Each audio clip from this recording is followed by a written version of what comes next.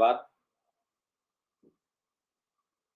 हम विश्वास के बारे में बात किए हैं, तो जो विश्वास है, वह विचार के सत्र से भी कहीं न कहीं मेल खाता है। विचार के सत्र में भी उसकी भूमिका है। जब तक आपके मन में अच्छे विचार नहीं आएँगे, तब तक आपका विश्वास गहरा नहीं होगा। इसलिए विश्वास को जगाने के लिए हम विचार के सत्र में अवश्य हम इसको बड़े गहराई से समझें, इसको गहराई से उतरने की उसमें कोशिश करें, जिससे कि हमारे जीवन में मूलभूत परिवर्तन हो सके। हम लोग सचेतन के सत्र में बुद्धि बुद्ध चरितम के बारे में बात कर रहे हैं। आज हम तीसरे सर्ग के बारे में बात करेंगे। पहले 2 सर्ग के बारे में हमने बड़े अच्छे से बातचीत किया। पहला सर्ग था भगवत प्रसूत भगवत प्रसूति में, जिसमें कि हमने भगवान बुद्ध के जन्म के बारे में बातचीत किया कि कैसे उनका जन्म हुआ।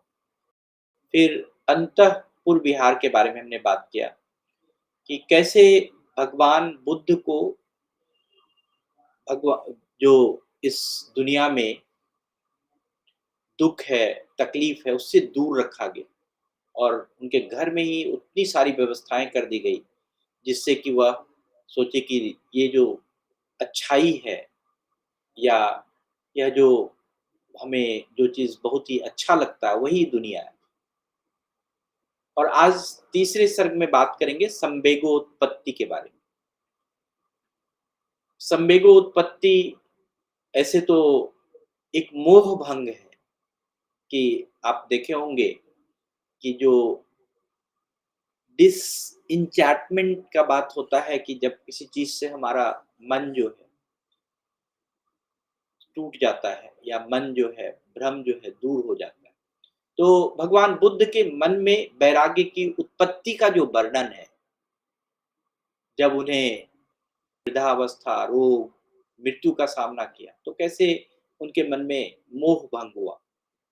तो मोह भंग का जो अर्थ है किसी भ्रांति को दूर करना या अज्ञान का नाश होना, या फिर हम कहें कि निराशा की भावना भी कभी-कभी हमारे अंदर होती है।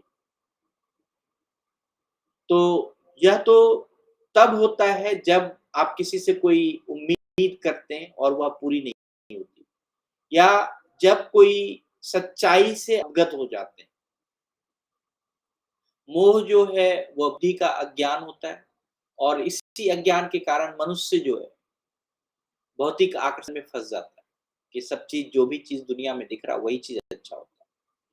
और जब मनुष्य सत्य और असत्य, नित्य और अनित्य का भेद जानता है कि क्या चीज़ सही है, क्या गलत है, तब वह निरासक्त हो जाता है और उसे किसी चीज़ का आकर्षण नहीं रह जाता। तो यही जो स्थिति है, वही हम कहते हैं संवेगोत्पत्ति की स्थिति, मोह भंग की स्थिति। तो भगवान बुद्ध के वैराग्य की उत्पत्ति जो है, कैसे हुई, उसके बारे में हम आज बातचीत करेंगे। तो एक समय की बात है, जब राजकुमार सिद्धार्थ अपने महल में बहुत ही सुख सुविधा से घिरे हुए थे, पर उनका मन कहीं न कहीं असंतुष्ट था। उन्होंने सुना था कि वन की सुंदरता जो है बड़ी मनमोहक होती है। कोमल घास, वृक्ष और कोयल की कूक, कमल से सजे हुए तालाब, ये बड़े मनोरम होते हैं। ये सब विवरण सुन के उनके मन में एक दिन बहुत ही तीव्र इच्छा हुई कि वन में जाएँ और देखें कि ये कैसा है। राजा ने अपने पुत्र की इच्छा जानकर वन विहार की आज्ञा भी दे दी। परंतु राजा ने यह भी कहा, सुनिश्चित किया कि राजकुमार जो रास्ते से जाएँगे, वहाँ पर कोई भी दुःख का दृश्य ना दिखे। इसलिए उन्होंने अपने कर्मचारी को आदेश दिया कि वो रास्ते पर जितने भी बीमार, वृद्ध व्यक्ति हैं, सभी को हटा दे और रास्ते को सुंदर बना दे। मैं कभी-कभी ये बात देखता हूँ, जस्ट कि जब कोई बड़ा-सा नेता, बड़ा-सा कोई व्यक्ति अगर आने वाला होता है, तो आप देखे होंगे कि रोड की सफाई हो जाती है और बड़े अच्छे से साफ कर देते हैं कि लगता है कि यही दुनिया है। यही सच्चाई है कि हम सब चीज़ सुख और समृद्धि में जी रहे हैं, समृद्धि में जी रहे हैं। ऐसा ही राजा ने सोच के वही किया। पूरे रोड को पूरी तरह से सजा दिया और जितने भी गरीबी थे, गरीब लोग थे, भिखारी थे, सबको हटा दिया। फिर आया वह दिन जब राजकुमार स्वर्ण के आभूषण से सुसज्जित हो गए, 4 घोड़े वाले सुनहरे रथ पर सवार होकर निकले।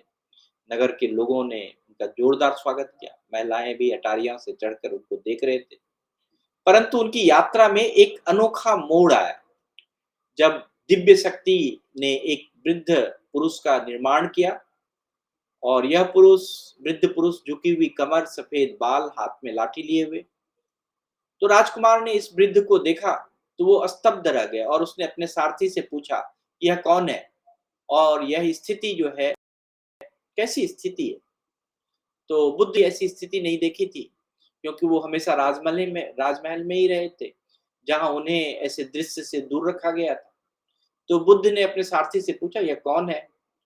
यह क्यों ऐसा इस तरह से दिख रहा है? तो सारथी ने जवाब दिया, हे राजा, राजकुमार, यह जरा अवस्था है, वृद्ध अवस्था है। हर व्यक्ति को आता है और यहाँ पर आपका रूप नष्ट हो जाता है, बल की कमी हो जाती है, स्मृति भी नष्ट हो जाती है। तो बुद्ध ने फिर सारथी से पूछा, क्या यह मुझे भी होगा? सारथी ने उत्तर दिया, हाँ, ये आयुष्मान, यह अवस्था किसी को नहीं बकसता है, सबको होता है। यह आपको भी निश्चित रूप से आएगी। यह सुनकर बुद्ध के मन में बहुत ही गहरा विचार उत्पन्न हुआ। उन्होंने सारथी को रथ वापस लौटाने के लिए कहा। सारथी ने रथ को वापस लौटाया और वो दोनों महल की ओर आ गए। इस घटना ने बुद्ध को बहुत ही गहराई से प्रभावित किया था। उन्होंने सोचा कि जब जीवन का अंत इस प्रकार से होना है, तो सांसारिक सुख का क्या महत्व?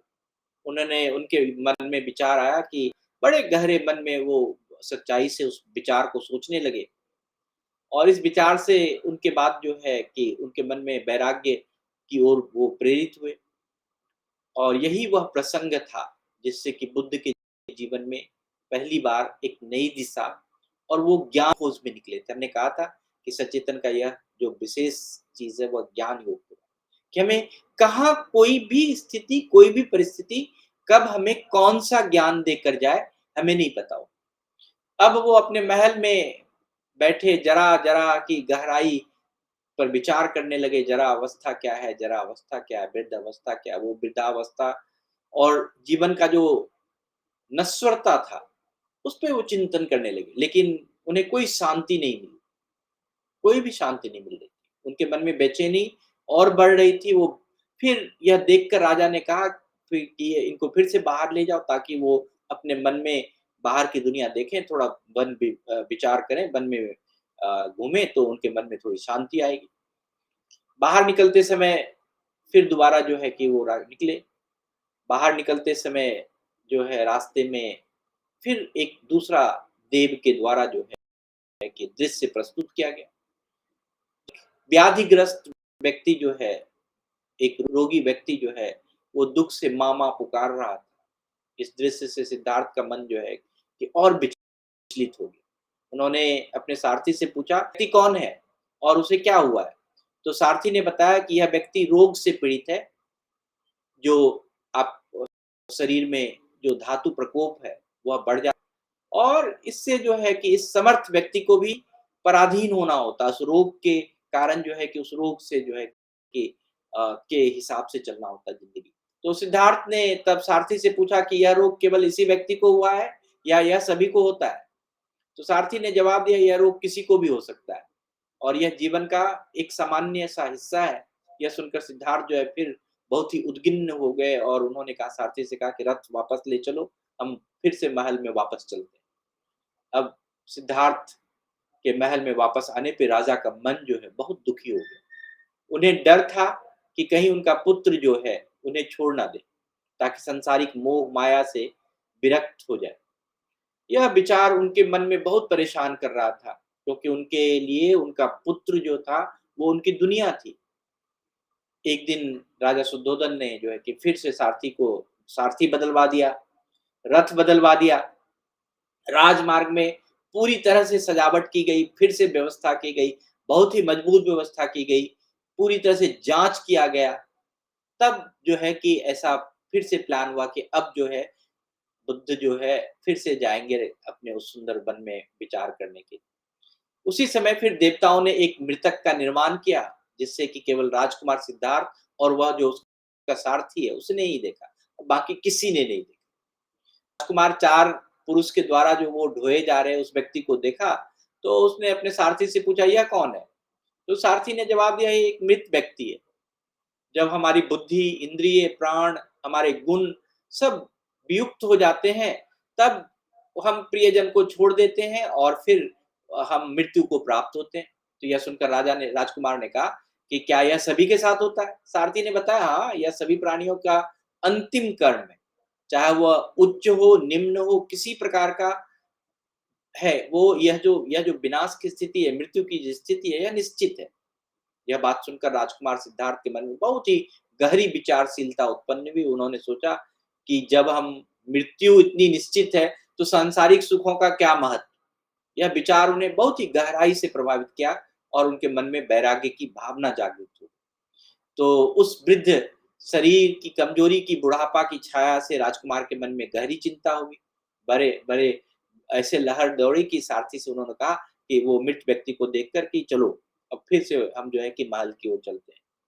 राजकुमार बड़े गंभीर स्वर में कहा कि प्राणियों की यह जो मृत्यु है यह निश्चित है, किंतु भय को छोड़कर लोग भूल भूल जाते हैं और मैं समझता हूँ कि मनुष्य का मन जो है वो कितना कठिन है, जो इस प्रकार के मृत्यु के पथ पर भी चलते हुए सुखी है।